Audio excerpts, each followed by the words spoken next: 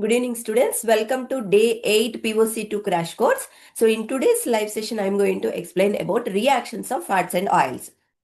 In yesterday's session, I have explained about nomenclature of fats and oils.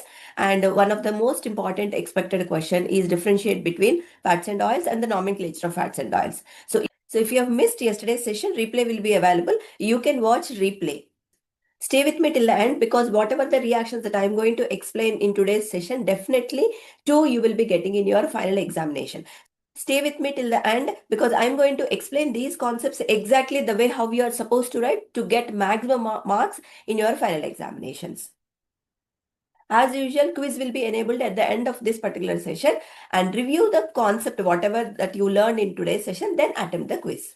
Now, without wasting much of your time, let me share my screen to start with one of the most important reaction, that is hydrolysis of fats and oils.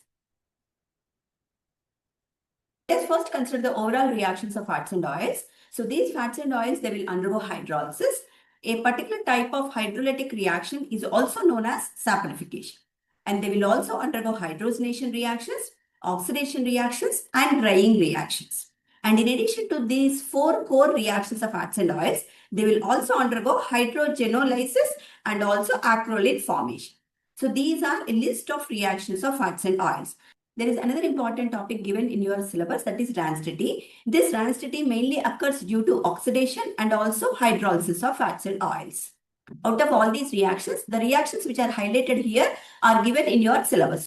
So all these important reactions of fats and oils, I'll be discussing one after the other as short videos. Now in this particular course video, I'll be mainly focusing on hydrolysis and its subtype, that is saponification. Now let's get into the topic. So these fats and oils, as I mentioned, they are basically known as triglycerides. That means they are chemically triesters. So they will undergo hydrolysis in the presence of either lipase enzyme or in the presence of alkali to give corresponding fatty acids and glycerol. So whenever this hydrolysis of fats or oil occurs in the presence of lipase enzyme, then it is known as enzymatic hydrolysis. And this enzymatic hydrolysis usually occurs stepwise at 0 to 40 degrees. So this is the structure of triglyceride, which is obtained by the reaction between glycerol. So this is the structure of glycerol and three fatty acids, which are denoted with R1CO, R2CO, and R3CO. So these hydrolysis reactions usually occurs in case of esters and amides. So you can see in the triglyceride, it consists of three ester groups. So as a result of hydrolysis reaction, these ester groups will undergo hydrolysis. Now let us consider the enzymatic hydrolysis stepwise mechanism. So this triglyceride, in the presence of lipase enzyme, it will undergo enzymatic hydrolysis. That means the ester groups which are present in the triglyceride will undergo cleavage. Because the triglyceride, it consists of three ester bonds, now we are going to show stepwise mechanism. Let us first consider one of the ester group, this particular group which is shown here. So as a result of hydrolysis here, the bond between carbonyl carbon and the oxygen of glycerol will undergo cleavage. So during this cleavage, OH minus group will be attached to the carbonyl functionality and H plus group will be attached to the oxygen of glycerol urine. And that is how this OH minus combines with R3CO part, and thus it will be separated as one of the fatty acid chain, that is R3COOH. Okay, while H plus will be attached to oxygen, and that is how CH2O, it becomes CH2OH. Now if you look at the structure of resulting molecule, still the molecule is having glycerol molecule and it is having diester. So this is one ester and this is another ester. Because it is a diester of glycerol, it is known as diglyceride. Now the form diglyceride, it is still having two ester groups. That's why again one more lipase molecule will be acting on the second ester group, that is here. So again the carbonyl carbon and oxygen bond will be broken. OH minus group will be attached to the carbonyl carbon and H plus will be added on oxygen side. Fatty acid chain which is present at second carbon of the glycerol will be removed in the form of R2COOH. Thus, when H plus attacks on oxygen, this will become OH. So the resulting molecule structure, if you see, it is also a glycerol ester and it consists of single ester group. That is why it is known as monoglyceride.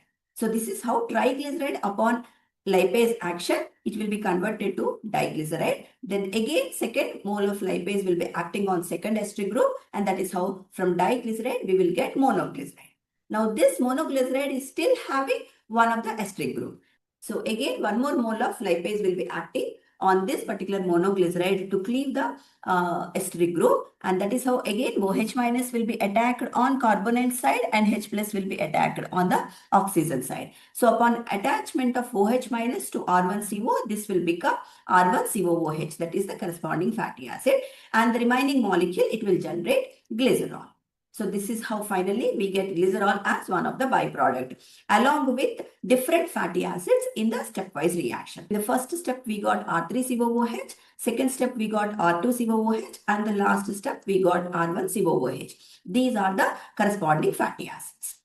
So this is how upon stepwise enzymatic hydrolysis of fats or oils, there will be formation of 3 fatty acids. Along with that, there will be formation of glycerol. So this reaction is known as enzymatic hydrolysis of fats and oils.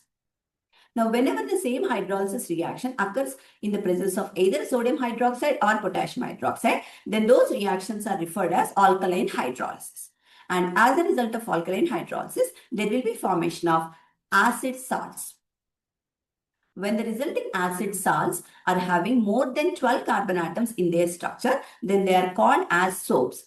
Because this reaction results in the formation of soap, this alkaline hydrolysis is also referred as saponification reaction.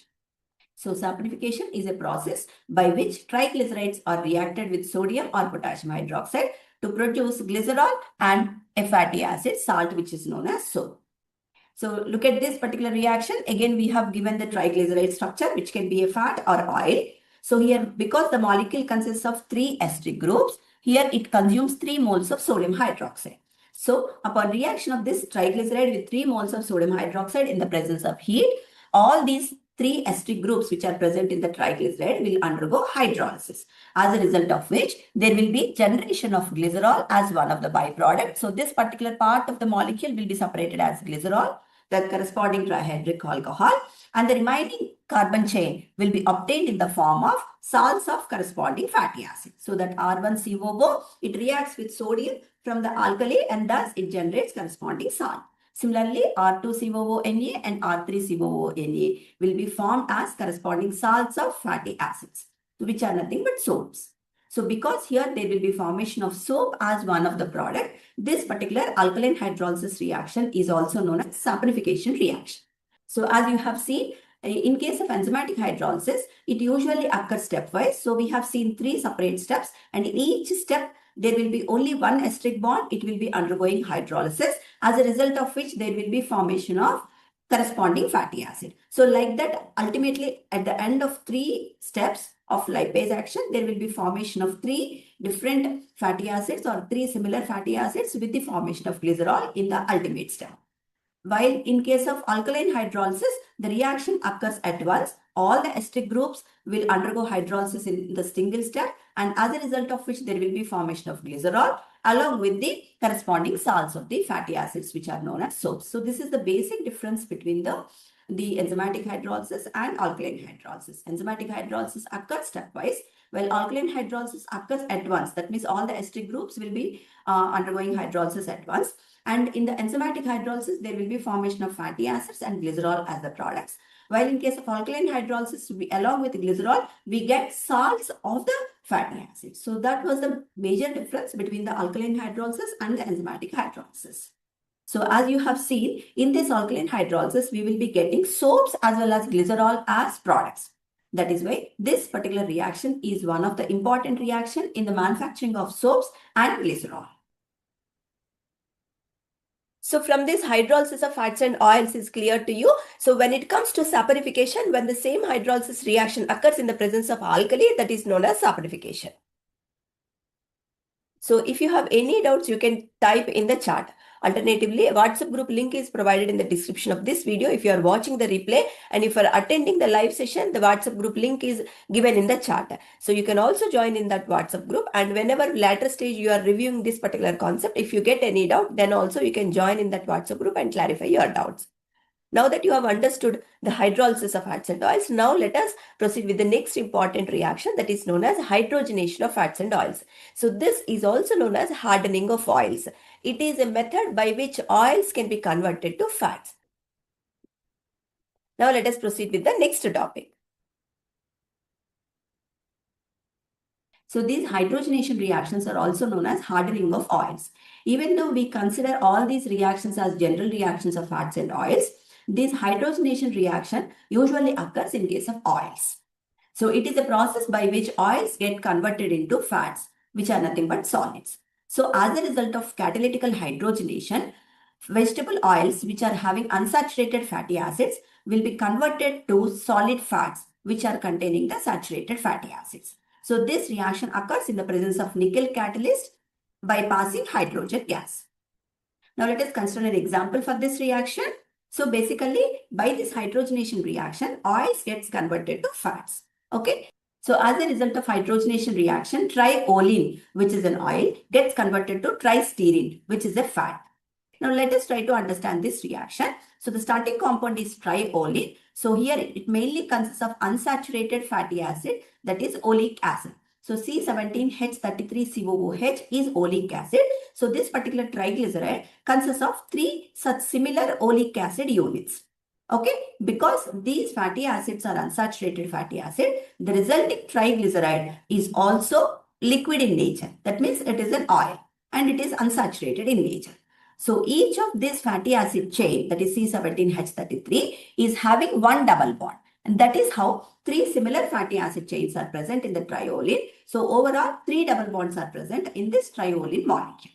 So these 3 double bonds can be saturated by adding 3 moles of hydrogen in the presence of nickel catalyst. So upon addition of 3 moles of hydrogen, all the 3 double bonds which are present in the triolene will be saturated. So as a result of which, here oleic acid gets converted to stearic acid. So C17H35COOH is the stearic acid. Because the resulting molecule is having saturated fatty acid, 3 fatty acids, that is 3 stearic acid chain, it is known as tristearine. So this is how upon catalytical hydrogenation, triolene gets converted to tristearine. Resulting molecule tristearine, it mainly consists of saturated fatty acid. There is no double bond in the resulting compound structure, and that is how it is considered as fat. So now that we have learned what is hydrogenation reaction and how this hydrogenation reaction is useful to convert oil to fat, now let us see the significance of these hydrogenation reactions.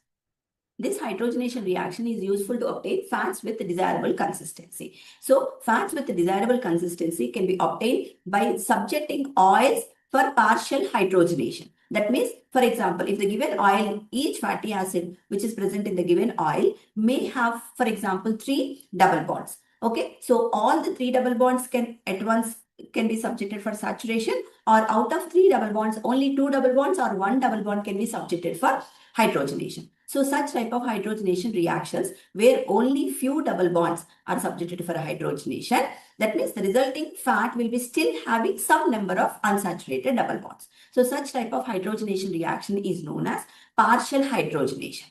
And now what is the importance of this partial hydrogenation is the fats which are obtained upon partial hydrogenation will be usually preferred for the cooking purpose. That means they are preferred as cooking oils.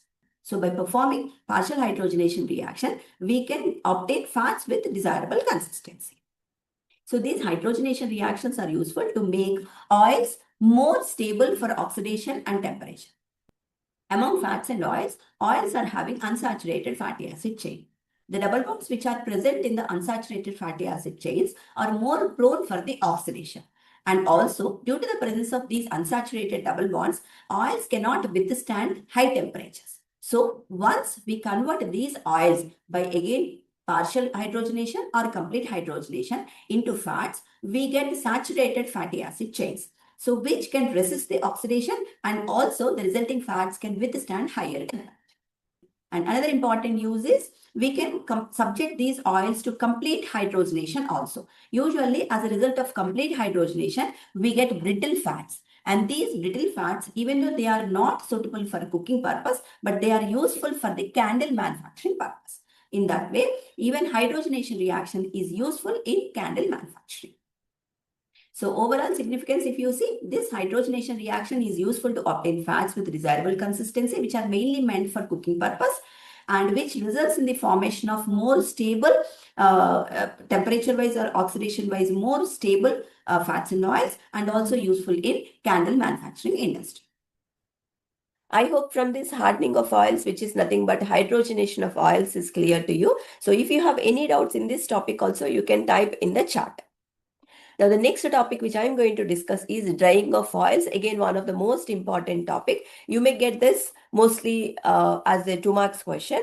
Okay. And this particular drying concept is really useful in making of paints and varnishes. Now, let us see what is this drying of oils. Now, meanwhile, if you have any doubts related to the previous topics, please type your doubts in the chat.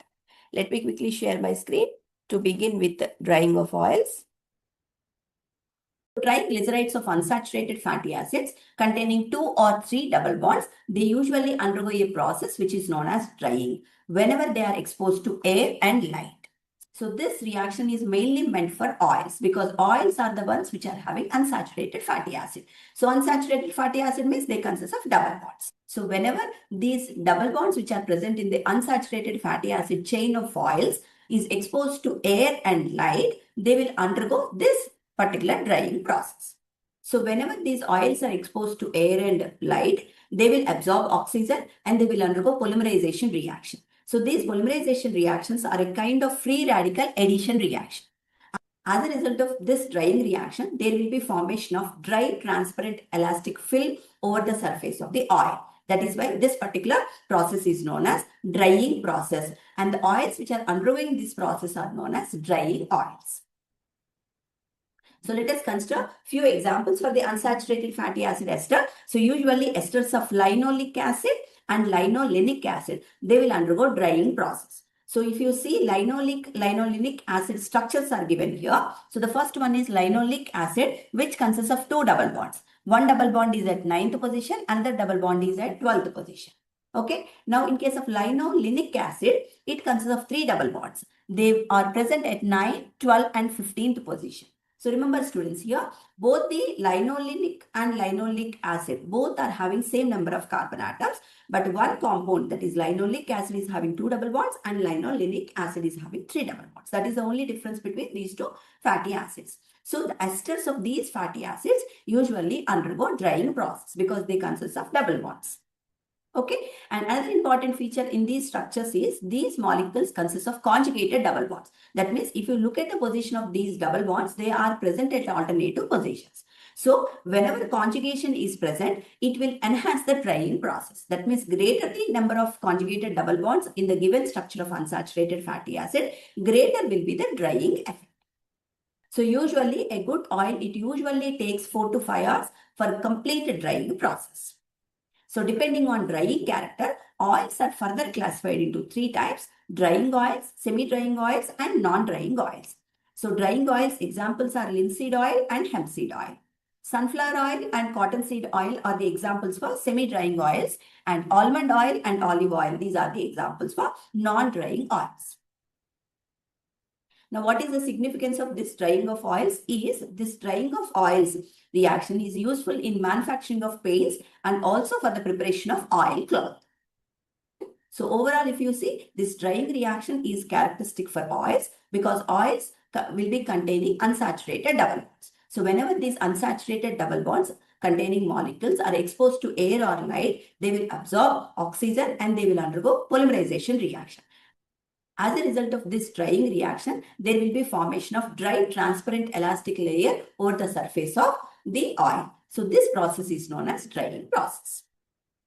So based on drying character, again oils are classified into drying, semi-drying and non-drying types. Okay, and coming to the significance, it is useful in manufacturing of paints and in the preparation of oil cloth. Now, students, I'm going to give you a simple quick tip to remember the examples for drying, semi-drying and non-drying oils because so many oils, so many names are there. So it is difficult for you to remember all these things. So you can remember the first letter, okay, of these particular oils. So for drying, you can remember LH. L means linseed oil. H means hemp seed oil. Semi-drying is SC, that is sunflower oil and cottonseed oil. And non-drying means it is AO. AO is nothing but the almond oil and olive oil. So LHSCAO. So like this short abbreviation you can remember, and you remember the order. Drying first, semi-drying then, at the end non-drying. Okay, so like that AO means that is non-drying. That means almond oil and olive oil. Like that you can remember, recollect, and you can write in the during the examinations. I hope from this drying of oils concept is clear to you. So again, this particular reaction is also one of the characteristic reaction for oils which are having unsaturated double bonds. So if you have any doubts related to this topic, please type your doubts in the chat. Now the next topic which I am going to take is rancidity of fats and oils. Again, one more important question. You will be getting this as either 2 marks question or 5 marks question. So let me share my screen to explain what is rancidity. Meanwhile, if you have any doubts, you can share in the chat. So let us try to understand this rancidity concept in 3-layer structure. That is, first one, what is rancidity? And the second layer is why it occurs. What is the reason why rancidity of fats and oil occurs? And the third important one is how to prevent this rancidity of fats and oils. Now let us see what is the meaning of rancidity. So low palatable taste and odor of fats or oils is known as rancidity, and it is also referred as rancidification. Now, what is the reason why this low palatable taste or odor is nothing but the unacceptable taste and odor of fats? Okay, this mainly occurs due to oxidation or maybe due to hydrolysis. That means there are two reasons are there for rancidity of fats and oils. Either it is because of the oxidation or because of the hydrolysis reactions. Now, how it occurs due to oxidation or hydrolysis? Let us try to understand the process. Now, the first one is rancidity due to oxidation.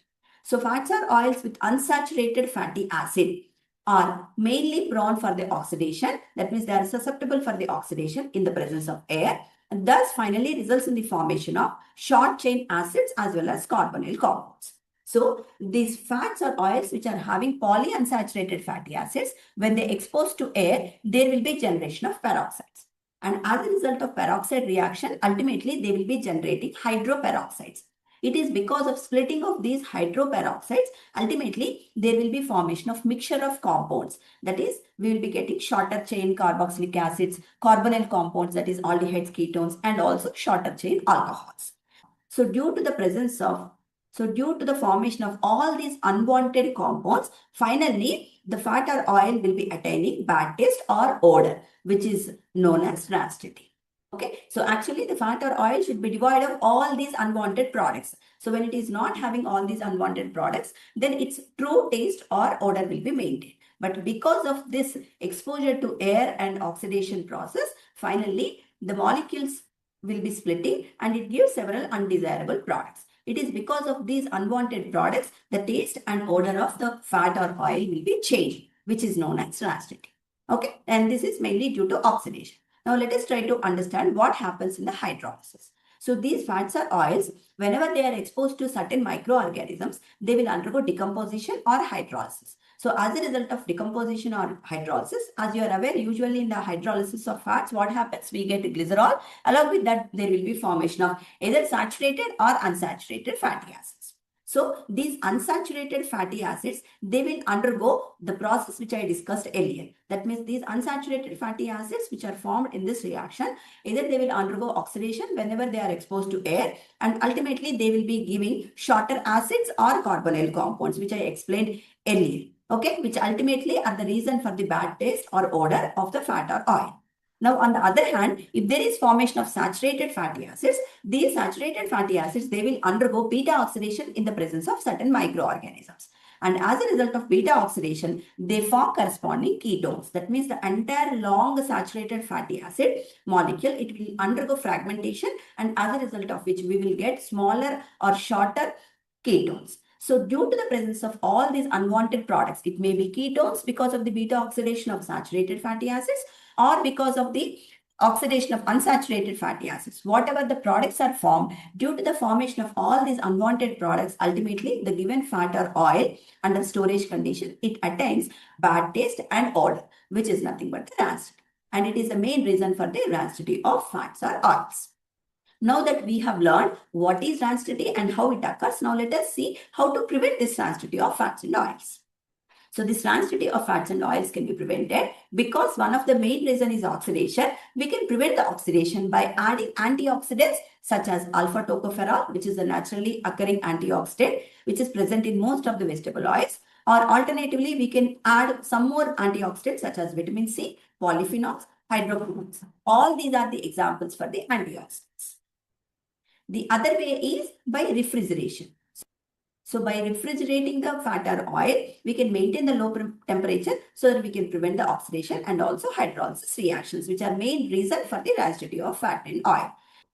And finally, we can also prevent the rancidity by storing these fats and oils in the dark color bottles, because these dark color bottles, they will prevent the oxidation. So this is how the oxidation of fats and oils can be avoided by adding antioxidants, or by alternatively using the refrigeration or storing these fats and oils in the dark color bottles. So this is how we can prevent the rancidity of fats and oils.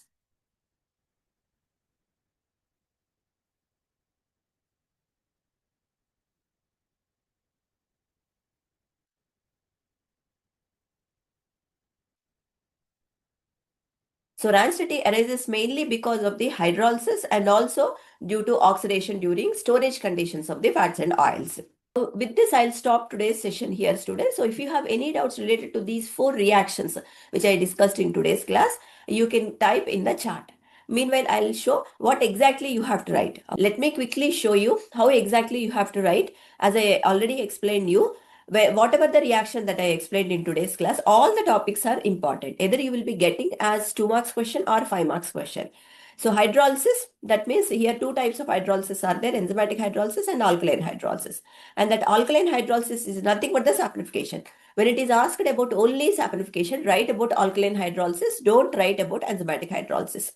On the other hand, when the question comes directly as hydrolysis, then you have to mention both the hydrolysis reactions along with the reaction. Okay. And for every reaction, at least 1 line of significance try to give. Coming to hydrogenation, it is nothing but hardening of oils. For this also, what is the definition, example and significance you try to learn. Okay. Drying also, what is drying, definition and example and significance. Coming to the rancidity topic, what is the definition of rancidity? That is nothing but the unacceptable or unpalatable odor and taste of the fats and oils is nothing but rancidity. And what are the reasons for the rancidity? Okay, so oxidation and hydrolysis, these are the 2 reasons. So just briefly explain them, these reasons. And finally, how we can prevent the rancidity. Definition, example and significance or prevention. This is how you can learn.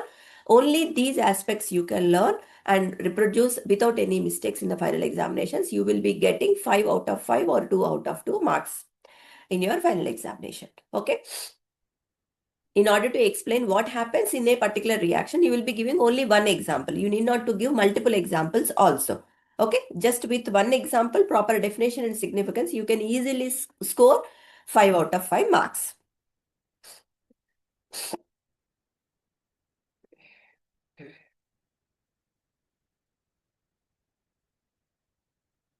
So I hope from this today's session, the reactions of fats and oils are crystal clear to you. So if you have any doubts, you can keep in the chat. Alternatively, you can also join in that WhatsApp group and post your doubts at any point of time. I will try to answer them immediately.